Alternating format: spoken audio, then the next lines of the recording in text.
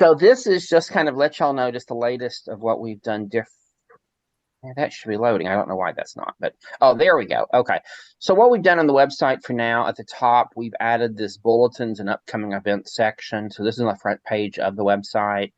And so we have here our resources analysis regarding the Israel-Hamas war, our updated memo on dissent that David Guestpass put together. We have a link to our fundraiser. We have links to our today's meeting and our today's CLE. And we also have on Watch Archives. Most of the recent issues are now up. There's still a few I'm still looking for, but it's coming together. So anyway, I just wanted to show you all that real quick while we're waiting. Wow. Great. Thank you. So I made a pitch at the plenary and put the website in the chat a couple of times. And Excellent. so we'll see. Did all the committees do that? No. We were the most urgent. Well, we're trying to raise our profile. Yes. So that's good. Yes. So the reason we're trying to raise our profile, Anna Maria, is so that we can get us, a seat on the executive committee. So the National Executive Committee for the NLG runs the national organization, and the different committees and projects and whatnot there's 8 slots on the NEC for representatives and boards and committees. So we just got word there's 8 slots and 9 committees applied. So there is going to be an election. We just have to beat one of them. So, and if past trends hold up, turnout for these online elections is very low. If we got even a significant number of our people to vote, we would win. But we'll have to organize to make that happen. So the best strategy is for us to all of us only to vote for us, nobody else, right? Oh, Right. That's an interesting question. I hadn't thought about that. that's more arithmetic than I can handle.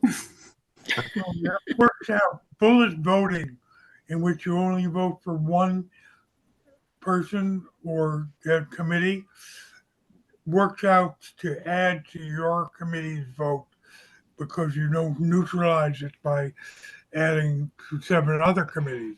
Correct. Yeah. Well, I think that's an interesting strategy. I would be hesitant to publicly advocate for that because I would be very nervous about other committees taking slide at that. I don't know. I'm on the fence about whether that's a good. I think mathematically it makes sense, but again, I don't think I'd publicly. Again, because all the other committees with we all have our opinions about which ones we like and don't like, but I think overall these are. I wouldn't want to disrespect these committees. I guess Yeah, I would. I totally agree. But I also think I'm not. I'll put it from me personally. I'm not going to feel bad leaving a few off that I was on the fence about anyway, knowing it might mathematically help us. That's a plus, but I'll leave it at that. But Okay. The other side of this is that we lost badly in the last election. We were not only the last in place out of 9, but we were way behind the 8th. So we need to be working on awareness of this with our people. Yeah. There's There are now 6 of us. Almost. Here's 7.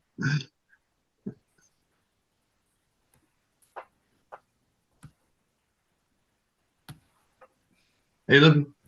Hi. Oh, I made it back.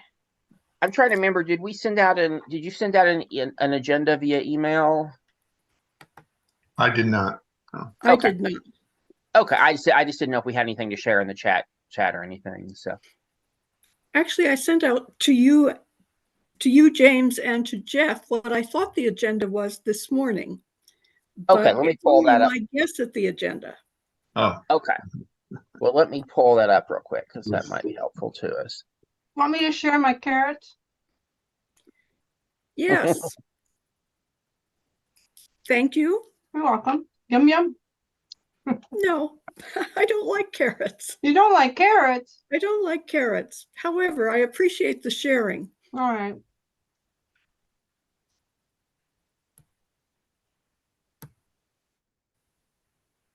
There's Chris Lombardi.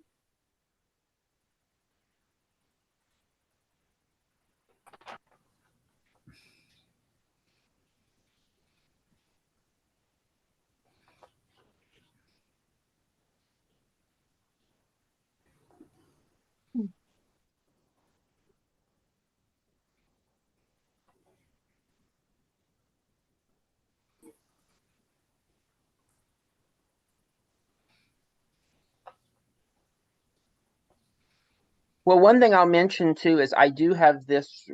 We are going to record this because we're going to record the CLE after this as well. So, one suggestion I would have for this meeting in particular is we use some of this as a time to report on some of our activities, things coming up, and then we can share this with our membership later. So, these midweek meetings, again, I remember last year we had a pretty low attendance as well. So. But I do think we can still take advantage of this time to do a record. And have your beef? Yeah. For lunch? Yeah. Would a little bit? What? You know, right now. Yeah, I would, well, before my 2 o'clock call. Okay.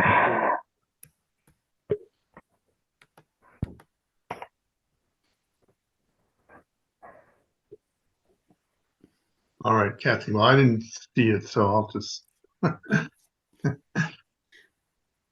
You want to tell me what the topic is? We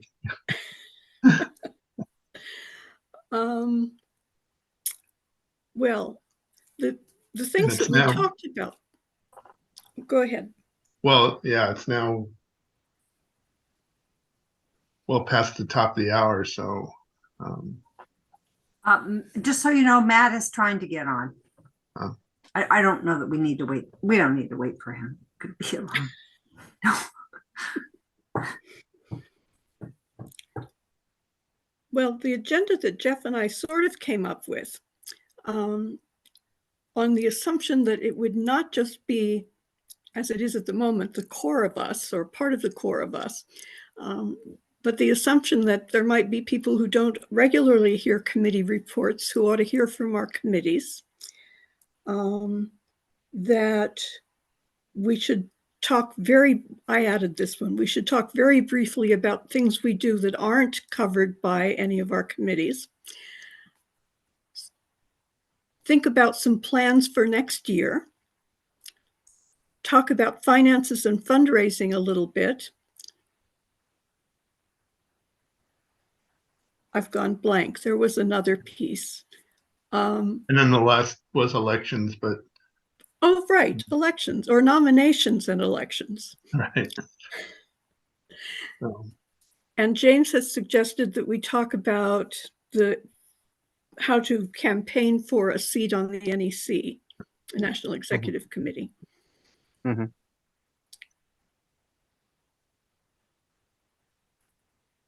all right. Do we need introductions, or is everyone familiar? I guess Anna Maria, you're the only one not on the steering committee here this morning. I'll just mention that Anna Maria was one of our speakers recently for CLE on discharge upgrades, and it was really an excellent CLE. I can just testify that there are multiple things I learned in that CLE from Anna Maria that I've already put to work on active cases. So if you haven't watched that CLE, I highly recommend it. It's rare that I can say immediately things I learn I get to put to practice, but really it was very helpful, and I want to particularly highlight her contribution because it helped. It's already helped me. Here. Thanks. Yeah, you're making me blush, James. You're too kind. Certainly, it was a panel of us, and you did a great job moderating as well. But appreciate your words. Thanks. Happy to help. You're welcome. All right.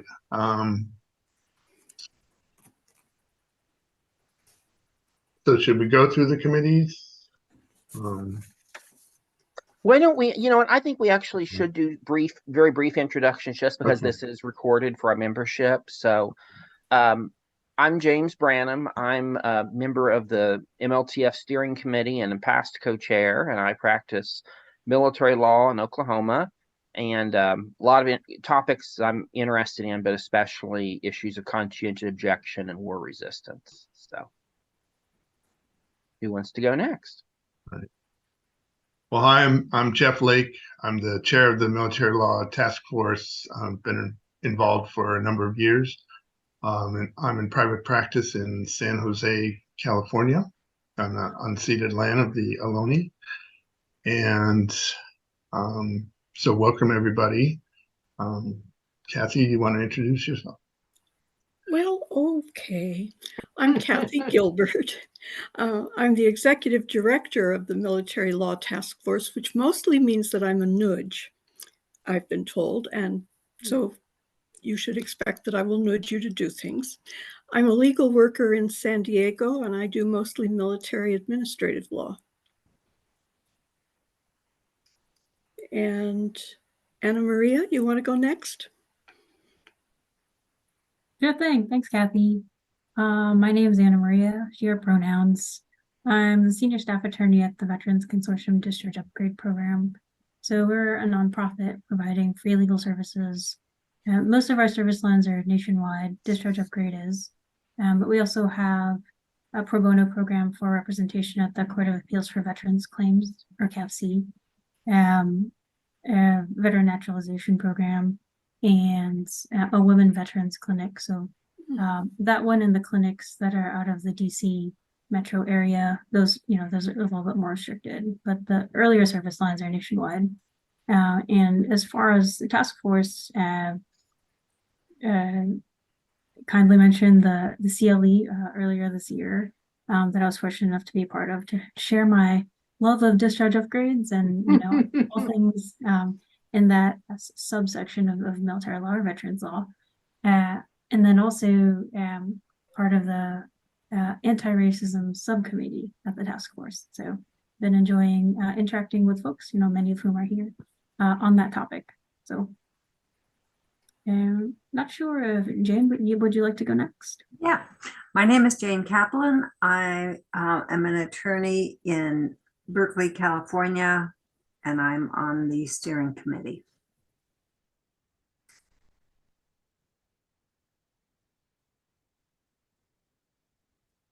Libby, you want to go next? Libby Frank, I'm the treasurer.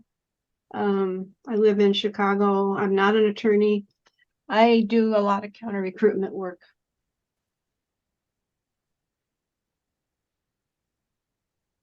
And I'll pass to Aaron. Aaron, you're muted. Okay, he's giving us the silent treatment. There you go. There. Okay, There you are.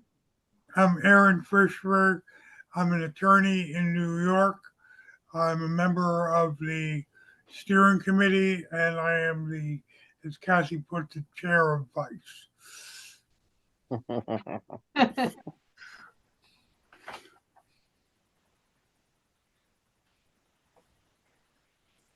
I'm Chris Lombardi. I'm a writer.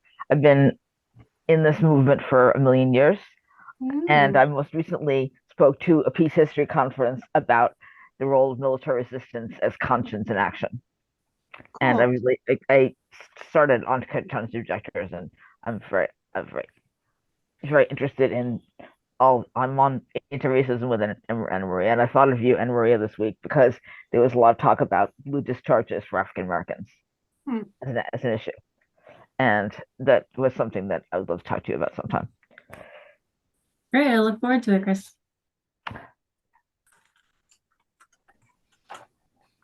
All right, and then Matthew.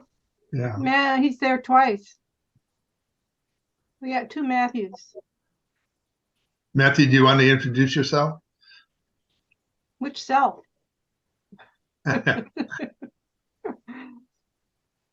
Well,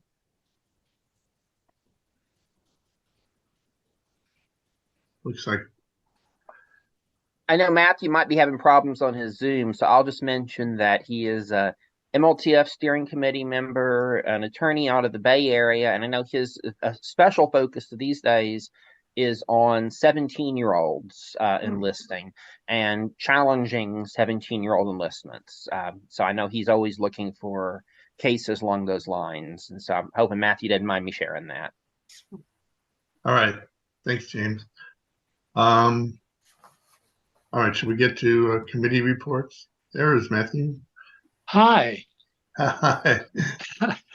Good to see Okay, you. so I apologize. I'm on both the desktop and the iPhone. I could turn off the desktop. That might kill the feedback, but I'm reluctant to do it immediately. So thank you, Jane. That was a good introduction. I would just add, I go all the way back to the Vietnam War era, and I was active with the United States Servicemen Fund in the coffee house projects at military bases around the country. Then I got recruited to MLTF by Marty and Luke Hyken more than a decade ago.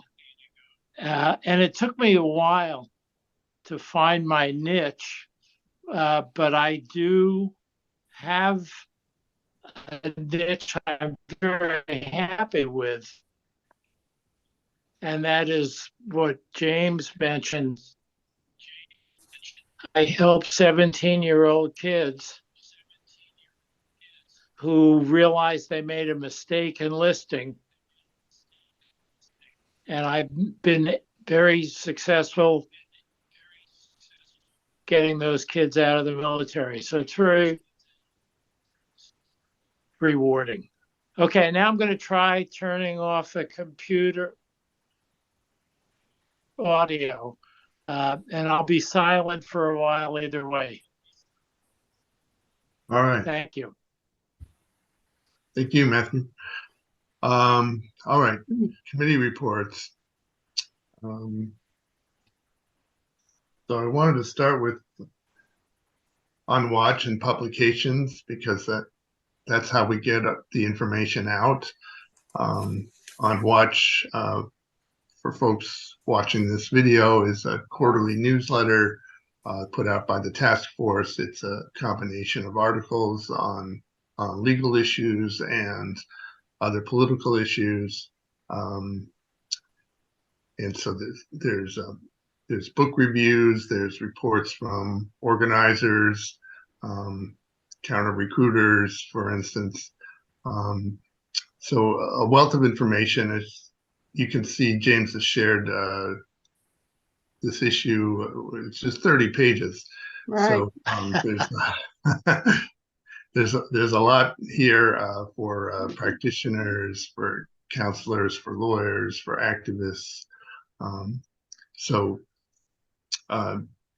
you can, when you join the task force, you get a subscription to On Watch. And like I said, it comes out quarterly. We've been good about that. And like the rest of the publications committee, we're always looking for authors. And so if you are interested in a topic, if you want to write something, we're more than happy to welcome you, and you can see your work here in the newsletter and get it out and get it published. We do a variety of memos and analysis, leaflets sometimes, that's published on the website, which is what James is sharing. And again, this is an opportunity to write, to research, and to have your work published. and accessible. And so people come to the website searching for information. And so we like to keep it up to date. And so there's publications that are up that need updating. So if you don't want to start from scratch, you can take something and update it for us. So that's the publications committee. Kathy, you want to add anything or? No, that's good. Okay. All right. So we're working on our next on watch. Let's see. Gender justice. I could do gender justice real briefly. All right. This is what used to be called the Women's Project, but we managed to bring ourselves into the 21st century recently. We are working with law student and paralegal interns on development of new versions of our self-help guide on sexual assault and sexual harassment, harassment, and a legal memo on challenging retaliation for making sexual assault reports. We're also planning a CLE on sexual assault and sexual harassment in the military, which we had hoped to have in October, but are now looking at early next year. Either on or soon to be on the website is a statement that we crafted for MLTF to adopt on gender justice issues. One of our members, Chris, is monitoring the pending National Defense Authorization Act for issues that will affect transgender troops and Dobbs and reproductive rights issues. One of the things this means is that we've sort of expanded from our original focus, which was only on sexual assault and sexual harassment, to look at a number of other gender issues, of which the military offers us lots. We need more people on the committee and would very much like to have folks join. Great. Thank you. As with all the committees, if folks are watching, this is a general pitch. Find a topic, get involved, work on committees. It's rewarding. There's a lot to do. Military anti-racism. Anna Maria, can you talk about this, or should I take? Sure. Yeah. Why don't you go ahead, Jeff? And if there's Okay. anything I'll add. All right. Thanks. Well, I get my notes. So, the anti-racism committee's been working for a while on a number of projects. We're updating our materials, putting together a comprehensive memo on this topic. We recently had a pretty successful CLE on the topic. We had an issue of On Watch that was devoted to this topic. So we're working to get the word out and to try and support those who are being discriminated against in the military.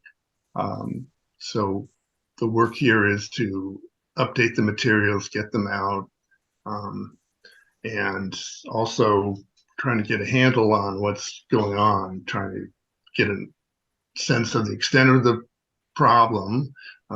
We have FOIA requests out, thanks to Aaron, and we're also Chris is working on a response to that. We're also trying to link up with other organizations working on this issue as well to try and be as effective and coordinated as possible. Kathy, do you want to add anything? Or? Only a small thing, that we're working on a couple of leaflets for service members, one on Article 138 complaints for redress of grievance, the other on military equal opportunity complaints. Yeah. They're in the works, but will be a while. All right, so if folks want to help out on any of that work, that would be great. What's an equal opportunity complaint? The What would be an military example? has its own military equal opportunity system, which handles complaints of discrimination based on race, gender, including pregnancy, sexual orientation, religion, and so on. It's also the place where complaints about bullying and harassment Okay. are made, and sexual harassment.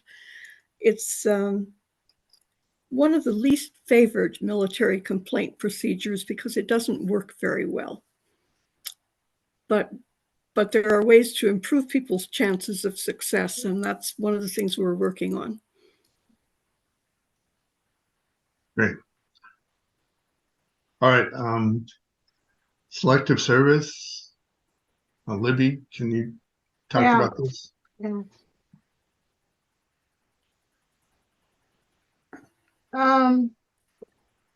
Now why can't I find my note now? Well, there was a bill to eliminate selective service was introduced October 26th of this year by Representative Scott Perry, who's from Pennsylvania. Apparently he's a brigadier general in the National Guard and a member of the House Freedom Caucus. But that's all that's happened so far. There's been no action to date. Only one sponsor. And we're still looking for someone to reintroduce the bill that DeFazio had come up with. So we're kind of at a stalemate, I guess. All right. All right. So folks who are interested in selective service issues, join the committee and keep us all appraised about what's going on that issue. On the next one, I have a CLE committee. James, you want to talk about that? Sure, let me unmute myself real quick. So for the CLE committee, I wanted to show what we've done this year and also some in the past. An important thing, the reason I'm particularly focusing on this year is that as we're coming up at the end of this year, we are planning to do a big pitch to our membership and to the legal public more generally, that we're going to have a package deal where people can pay a discounted amount to be able to take all of our CLEs done in the last 12 months on demand. So basically you watch the recording and then you get to claim the credit. And so the CLEs that we've so far done for this year are military resistance to the law, which will be happening right after this. So there'll be a different Zoom link. I'll put that in the chat as well. There is a different Zoom link for that one, but it'll be happening right after this meeting. And for that one, our speakers for that are Jeff Patterson, Stephanie Atkinson, myself, Kathy Gilbert, and Siri Margren. So that will be today. We previously, in September, we had a CLE on military racism, realities and remedies. Our speakers were Jonathan Hutto Sr., Kathy Gilbert, and myself. And then we had in August, we had a CLE representing veterans with bad paper discharges and discharge review cases. Speakers were Anna Maria Bondoc, Dan Mayfield, and myself. And then in June, we had a CLE, moral injury and the military law practitioner. And I don't remember who our speakers were, so let me pull that one up. Our speakers were Chris McGee, an attorney and retired Air Force Master Sergeant, Shiloh Morrison, a Marine Corps veteran and organizer of About Face Veterans Against the War, and I moderated that one. So anyway, let's see, was there any others in 2023? I thought we had one more. Okay, so that was it for the current year. So that will be 4. We'll have one more happening in December. So that'll be 5 that will be available for the end of the year push. So we're really excited about that. By the way, the one in December is going to be a very special one. We're partnering with the Center for Conscience and War and with Courage to Resist on this one, but it's focusing on immigration law for Russian and Ukrainian war resistors who are seeking asylum in this country. what does legal and practical support look like for those folks. So that one will be happening in December. We, of course, will be putting together our programs for starting for next year as well. So if folks have ideas for CLE topics, please let me know. We're really trying to have, we do still have a fair amount of our foundation grant left to fund these. And so we really would like to put them out as many as we can that are good quality. One other thing I'll mention about the CLEs, besides live attendance, they are available as recordings as well. And even after, most states will allow you to go back a year for recorded presentations. But if someone isn't wanting the credit, just wanting the training, just to give an idea of some of our past stuff, we had one on the limits of the illegal orders defense. We had a CLE on help National Guard members avoid deployments against anti-racist protesters in U.S. cities. We had a end of the year wrap up on military law topics back in, I think, 2019. We had another discharge upgrade CLE. We had one on U.S. Army AWOL. So we've done a variety of topics. And one of the things that's kind of important with these past ones is building our library of resources. And so what we're really hoping for in time is that if someone is just getting into military law work, there's a ready-made place so they can go and get training right away. And again, it's all available for free. Unless you're needing CLE credit, you can watch it for free. And so I'm really excited about what we're doing and hoping we can expand it more. Great. All right, thank you, Jane. Last one I have is the Readiness Committee. Kathy, is that you? I think Libby. that's Libby. Libby, okay.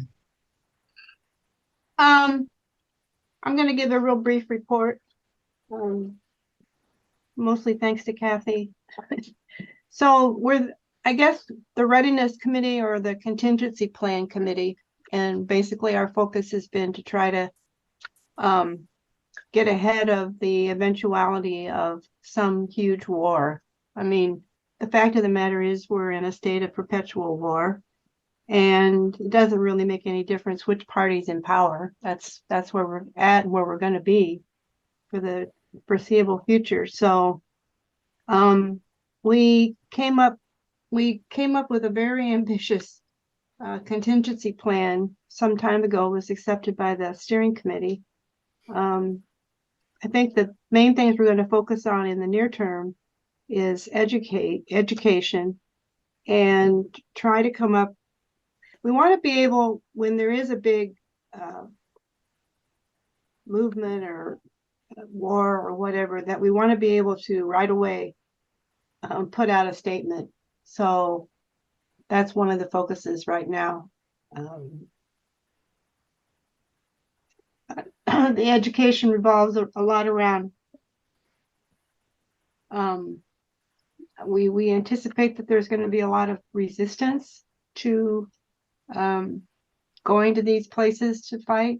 We want to get people up to speed on conscientious objection. We have in our plan a lot of developing legal memos and CLEs and other training materials. What am I missing, Kathy? Educating the Guild, because that issue of anti-imperialism or anti-militarism doesn't come up much in broader Guild discussion, and we need people to know that that's an important element of what we're all about, not just the task force, but the Guild. Right. I think related to that too, within the Guild, is we need to do all we can to educate the Guild as a whole regarding the class and race issues of the military, and the fact that I do think there's still some residual judgmentalness towards service members sometimes, that of just not understanding that some of the complexities of this and why working to secure the civil rights of service members is so important within the military. And I will say the MLTF, we're in a complicated spot because we are part of the Guild. We share the leftist politics of that, but we also engaged in frontline work that often we're working with people who may not necessarily share our politics in all ways, all of that. So it's always tricky, but I do think that the more we can do to educate the guild as a whole about why these issues matter and why they matter from a leftist perspective, I think is really helpful. Thank you. Okay. Well, thank you, everyone. So we should move on to 2024 and our work next year. So Libby just mentioned our contingency plan, so we have thought about moving forward. And I guess the discussion this morning is how to do that in a concrete way. Kathy, do you have any thoughts about this? I knew you were going to do that. Well, as Libby and James and I said, a good part of this is developing legal educational materials and political education for other military law practitioners and counselors, for the Guild as a whole, and for our ally organizations. One of the things that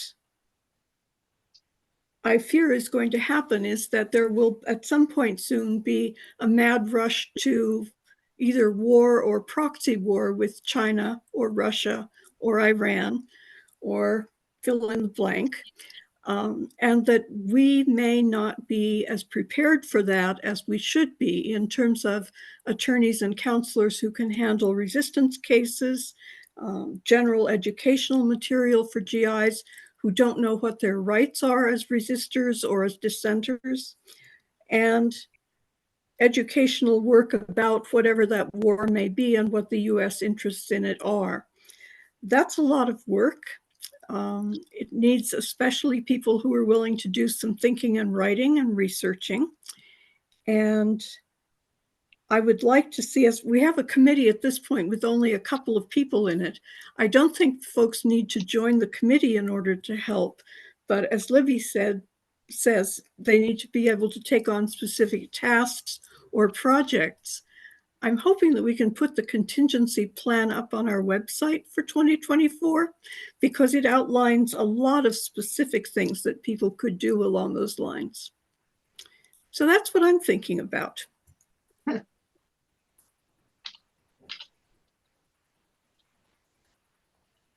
All right. Other folks have thoughts?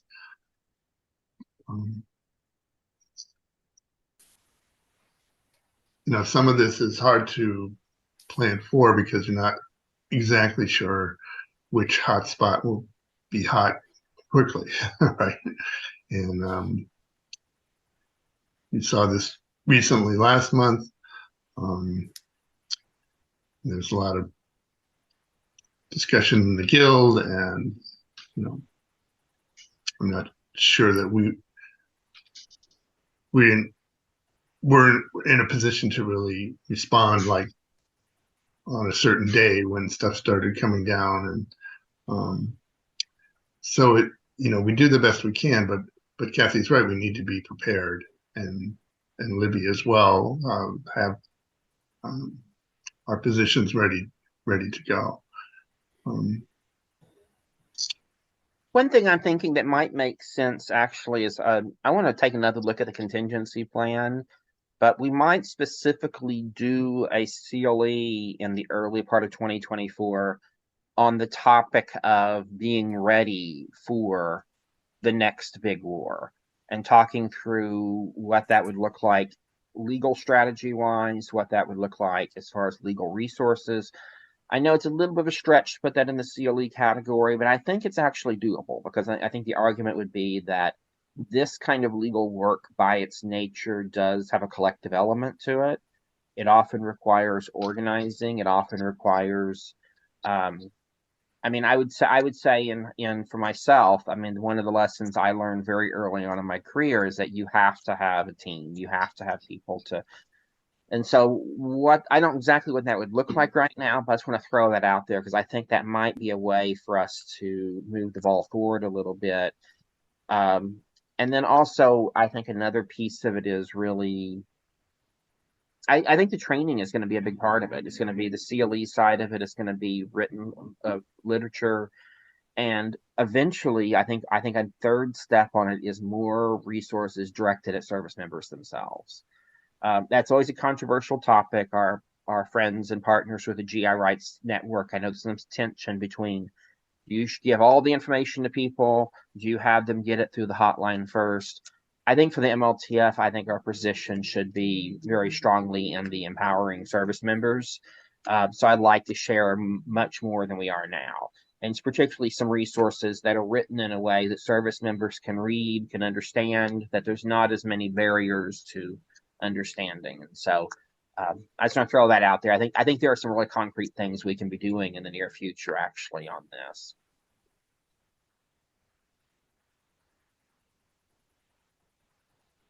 All right.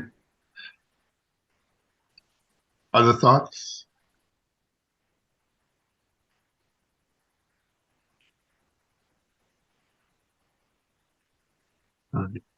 Well, I think internally within the guild, we need to be working together as well. I think we had a pretty successful plenary this weekend with a number of views and discussion about all the work that's going on across the country and across the world.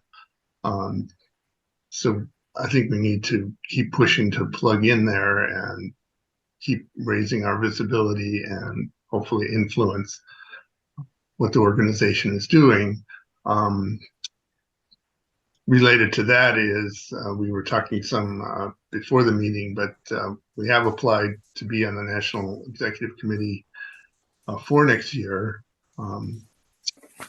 However, that's not assured, and we would have to win a contested election to get that seat. So just make another pitch here that we all need to do some campaigning, frankly. And Kathy and I will be working with the membership to remind everyone to vote. And then hopefully we can be more active within the guild itself through the NEC. So that's 2024. Any other thoughts? I'll just mention that there are two projects that were thought about in 2023 and sort of put on hold, but that folks might want to pick up in 2024 if we can find one or two people who would like to spearhead them. One of them is a committee or a project working around military suicides and the moral injury that is often related to suicides or suicide attempts. There have been a couple of articles in On Watch focusing on those things. Chris McGee is particularly interested in it, but not able to be the core of a committee. And so we're looking for people who might want to move that forward. The other project is one on legislative work, tracking and getting the word out about legislation that affects the military veterans selective service law. We had, again, a person who thought that she might be willing to center a committee to do that, who then got offered a full-time job doing similar work elsewhere. Again, to do it, we would need one or two people who want to take leadership on that. The idea is not that we would become a lobbying organization, but that we would be tracking legislation and letting the guild and our ally groups and the public know about issues that are going to affect military personnel, vets, selective service draftees. So if people are interested in those, there's a place for them. Okay. Great. All right, well, exciting year ahead. Shooting presidential election. Oh, So, and they're yeah, the country seems to be in that kind of mood. Yeah. Should we talk a little bit about fundraising? It's we Sure. have Let a me. fundraiser going now. I'll So James, pull you up. want to pick that up? I'll do the share screen and I'll show y'all where we're at on the fundraiser right now. We haven't done much lately on it, to be honest, but that will be changing. Here we go. And again, it's at the top of our website now. So right now and again, this doesn't include the donation from the Bay Area military law panel, but so we have a long ways to go. My hope is, though, with the end of the year coming, November, December would be a good time to really push the fundraiser again, as far as end of year giving. But also, I think another way of fundraising again is with our CLEs, pushing them the package deal. So I'm hoping that will put us in a stronger financial footing for 2024. I would say after this particular fundraiser is done, then we need to be giving thought for next year what our my inclination would be to say that for now, we probably need to be anticipating doing a crowdsourced fundraiser annually. So if we did the next one fall of 2024, I think that would make a lot of sense, but also to be exploring other fundraising possibilities, obviously, in the meantime as well. But I think the crowdsourced type of thing, I think is something we can do annually. right. I think we had some hope that we could, between CLEs, charging for CLEs, and an annual crowdsourced fundraiser and dues and individual donations, there was some thought that we could maybe become self-sufficient, but I just don't think that's going to happen. So we really should consider other sources of funding, if we got a significant grant, I mean, it would last for years. I mean, it would. I mean, we don't, but we haven't been successful in the past. We don't fit into a lot of the categories that why are you flashing the logo at me? I want to remind everybody we've got swag. I know we do. There you go. The time of year that anyway, that was it. I think if we could find a couple of people that wanted to do some grant writing, that would be awesome. I think we may have to do a winter holiday swags push. So we'll make that happen. Okay. Your family and friends are just dying for MLTF swag. Well, and we'll try to, if you have any creative ideas for other things to put on a t-shirt or a notebook, it's not hard to do other designs. And so if you have ideas besides a logo is great, but if we have other ideas too, just shoot them to me, and it's not hard to make it happen. But Libby is right. Really, the big money would be to get a grant funded, and we need to find somebody who can do that and it'll be a great benefit. Yeah, I mean, and it would last for quite a while. I mean, we're just not quite able. What source, like a grant from who? Exactly. I know. That's the point. I know. I spent a lot of time years ago trying to find foundation money, and I was not successful. So I'm a little bit kind of down on the idea, but I think we should try. I think we should give it a shot, because it would help out a lot. And it doesn't have to be a foundation. It could be somebody with deep pockets, you know, like the National Network Opposing Militarization of Youth, out of the blue, one couple of years ago got a grant from Craigslist. I don't know why they picked them. They did. I think the GI Rights Network got a grant from Craigslist as well. Yeah. So it doesn't have to be one of those Craig Newmark Foundation. Yeah, big foundations. Anyway, that we'll see. When you think about one particular grant being lasting for years, what amount are you thinking? I don't know, How 10 grand. Oh.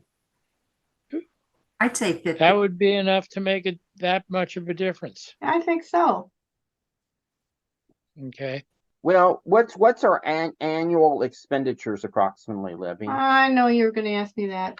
I mean, my recollection was somewhere around 5,000 or so. Does that Yeah, sound? sounds about right. Yeah. So we're not talking. I mean, again, if we got a $50,000 grant, that funds our current work for 10 years. You know, Well, obviously, I mean more than 10, because I mean we get money. We get dues, we get donations, we get, you know, we do the crowdsource thing, we have swag, we charge for CLE. So there's other sources. So it would last a long time. mm-hmm. Probably outlive me. Wait a minute. We won't allow that. You're right. Anyway. Well, I'm no good at grant writing, but I would be glad to look around for foundations that might make sense for us, that might appreciate our particular combination of legal and political work. I always wanted to write to Bill Gates, you know. Look, you've got a bazillion dollars, you know. I mean, you wouldn't even miss 50,000. You wouldn't even miss it. Give it to us. I have one very creative idea, and that is, I still, the Vietnam Peace Commemoration folks did a really good event recently. Kathy was on that panel discussion, but their second installment of that, one of the speakers for that is Jane Fonda. I've always dreamed of trying to reach out to her because I've heard through the grapevine that she did a lot of work behind the scenes of funding some of the coffee houses back in the day. Okay. And so She did. I think that based upon that, I think we would be right up her alley. That said, I have no idea how to get her attention. You know, I do think of that Zoom event. If they do it like where they have an open chat, I am gonna say, hey, the MLTF is continuing the kind of work you're seeing, because the event coming up is all about documentaries and movies about anti-war resistance during Vietnam. So they're going to talk about the FTA documentary, about the FTA tour, Sir No Sir, and about 2 or 3 other movies. But those are the 2 biggies, are FTA and Sir No Sir. And so I am going to try to use the chat effectively to try to get her attention if I can. We'll see. Good luck. But Kathy, I was wondering on your end, I'm assuming the Vietnam Peace Commemoration folks must have her contact info. Do you think there's anyone there that we could approach to? Fonda is climate obsessed right now. That's her thing. Well, but I think we have an angle there. I think one is that you look at the military is one of the worst, massive contributor to greenhouse gas. Right. No, I'm not saying that I'm just saying that her focus is on organizations that do that. Yeah. Anyway, I just suggest a possibility. I don't know how realistic that is, but you never know. All right. Worth a shot. And yes, I will follow up with the commemoration committee. Great. Okay, good. All right. So under the bylaws, we have an annual meeting at which time we elect members of the steering committee. So we don't have a quorum, so we can't have an election right now. So we will have an online election. for steering committee members. There's 4 of us up for re-election, myself, Aaron, Libby, and James. Are there any other nominations for election? All right, Jane. I nominate Anna Maria. I think she has great skills. She has been working on a committee with you, and it's not a time-consuming commitment at all. It's like one meeting a month or every other month, and it would be an asset to the steering committee to have her voice. Hear, hear. Thank you, Jane. I've never saw Alright. our office, yeah, in my life. It would look good on your resume, Anna Maria. I didn't hear who was being nominated. Anna Anna Maria Maria, being nominated. Does she accept, I guess, is the issue. I don't think I can accept at this time, Jane, but thank you so much. I'll keep it in mind for the future, and I'm happy to continue contributing, as a member. Great. it seems like a bigger commitment than it is. There is just to let you know, it's an hour and a half, an hour usually a month. We'll All right, keep well, it- this is an annual election, and so we can see where we are in 2024 and go from there. James. I think I'm assuming that we could also accept nominations after this meeting via email, since we're doing the email election. So if there is someone else we have in mind that would be interested, and we have up to 3 more slots on the steering committee we could fill as well. So I think, James, I think that the bylaws make this meeting the cutoff point for nominations. oh, okay. I Okay. could be wrong, but that's my recollection. No, you probably are right. So that's good to know. Yeah, That said, the steering committee has some power as well to fulfill vacancies. So if we got someone later who would be a good person, that could be done that way too. But anyway, it sounds like I mean, the good news is that the people that are up for election, all of us are willing to be reelected, correct? Yeah. I am. Okay. all right. So we have steering committee election, which is internal, and then we have the NEC election, which the national office will be conducting. So keep an eye out for both of those opportunities to vote. So it's 3 minutes to the hour. Do folks have any closing So thoughts? Libby? I have a question about the NEC thing. The vote hasn't been taken yet, right? Correct, Okay. Right. So we're going to get an email about it, or? apparently. The national office sends out an electronic ballot, Okay. and voting goes on into the beginning of December. Okay. So we We should can- expect it any time, right? Forgive me for not remembering. I think it's in about 10 days, but I've Okay. been known to be wrong about these things. I think in the meantime, one thing I think that we can really target is social media pretty heavily once it is announced. And so what I'll try to do is probably make some kind of attractive graphic with the MLTF logo and encouraging guild members to vote for us in the election. But something's very attractive and easily shareable. And once that happens, I'll ask any of y'all that are on Facebook or any other platforms to share that. And I think, and if they've done it like they've done in the past, there's a link people go to actually do the voting. And so I think we can share that link so people don't have to try to find their email. I think if it's like they did last year, there was a form you filled out, and then the national office confirmed that person is a member. So it wasn't that you have to vote with a special link email through the link. It was, here's the voting link, and then they confirm the membership that way. So I think we can, if we can even just, do really push that hard. And then also we can use the same graphic and whatnot to send out an email to our membership. And if a significant number of our folks vote, we'll get it. And then finally, I would just encourage any of us who are parts of local chapters, other projects, talk it up there as well to encourage folks to consider voting for us. And I think it'll improve our odds of getting on the NEC. Okay. All right. So thanks, everyone. We'll take a break. Oh, CLE just a starts. reminder on the CLE coming up. I'm going to put the link in the chat in a moment. It'll actually be a separate Zoom link. So in just like about 2 minutes, we'll close this Zoom and then join us on the other Zoom. But I just did it that way to make it cleaner for the recordings and whatnot. So I'll put the link in the chat in just a moment for the other one. And when does the other one start? I forget.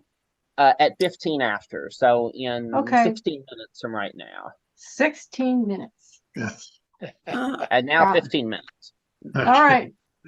Got All it. right. Well, thanks, everyone. Thank you. Thank you.